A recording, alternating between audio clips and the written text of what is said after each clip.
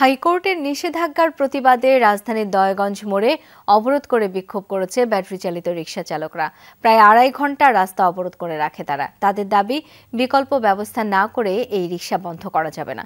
লাখ লাখ রিকশা শ্রমিক আর মেরামত শ্রমিকরা এতে কাজ হারাবে বলেও শঙ্কা তাদের। অবিলম্বে এই সিদ্ধান্ত বাতিল চেয়ে রাস্তা অবরোধ করে বিক্ষুব্ধ শ্রমিকরা। এ সময় পুলিশ এসে তাদের সরে যাওয়ার অনুরোধ করলে পুলিশের সাথে বাকবিতণ্ডা শুরু হয় বিক্ষোভকারীদের। এক পর্যায়ে শ্রমিকদের সাথে পুলিশের সংঘর্ষের ঘটনা ঘটে। পরে সেনাবাহিনী সদস্যরা এসে পরিস্থিতি নিয়ন্ত্রণে আনে। 2.5 ঘন্টা পর স্বাভাবিক হয় যান চলাচল। এদিকে রাজধানীর আগারগাঁও এলাকায় রাস্তা অবরোধ করে বিক্ষোভ করছে ব্যাটারি চালিত রিকশা চালকরা।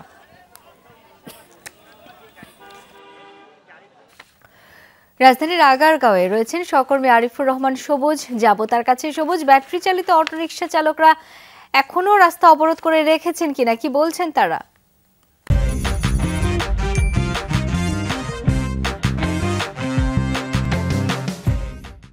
এর আগের ঘন্টায় নির্বাচন কমিশনের যে ভবনটি রয়েছে, নির্বাচন কমিশনের ভবনের যে 4 রাস্তার মোড়টি, সেখানে অবস্থান নিয়েছিল।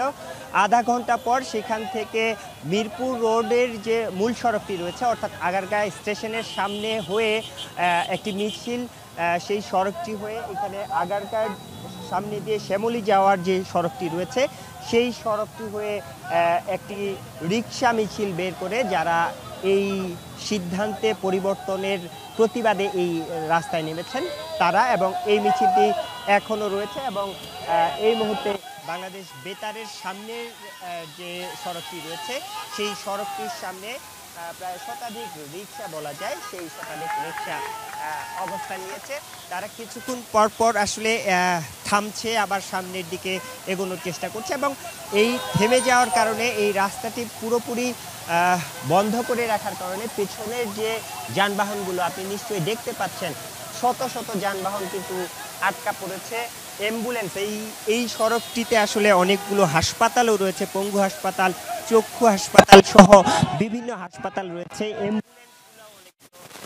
আটকে গিয়েছে, যদিও অ্যাম্বুলেন্সগুলোকে যাওয়ার পথ করে দেওয়া হয়েছে। এক পাশে সড়কটি এক লেন আসলে যানবাহন চলাচলের জন্য এই মুহূর্তে ছেড়ে দেওয়া হয়েছে, কিন্তু তারপরেও দীর্ঘ একটি যানজট পেছনে তৈরি হয়েছে। এবং যারা এই আন্দোলনে নেমেছেন, যারা আন্দোলন করছেন, তারা বলছেন যে তাদের দাবিটি যৌক্তিক, এবং এই যৌক্তিক আন্দোলনটি তারা যতদিন পর্যন্ত, অর্থাৎ ব্যাটারি রিকশা নিষিদ্ধের যে জায়গাটি, সেই সিদ্ধান্ত আসলে প্রত্যাহার করতে হবে, অথবা তাদের জন্য একটি বিকল্প ব্যবস্থা করার পর এটি বন্ধের সিদ্ধান্তে আসতে হবে। যতদিন পর্যন্ত এই সিদ্ধান্তটি পরিবর্তন করা হবে না বা বিকল্প ব্যবস্থা করা হবে না, ততদিন পর্যন্ত তাদের এই আন্দোলন চলতেই থাকবে। এবং আগামীকালকে তারা আগারগাঁওয়ে অবস্থান কর্মসূচি, সকাল 9টার দিকে আগারগাঁওয়ে অবস্থান কর্মসূচির ঘোষণাও করেছেন।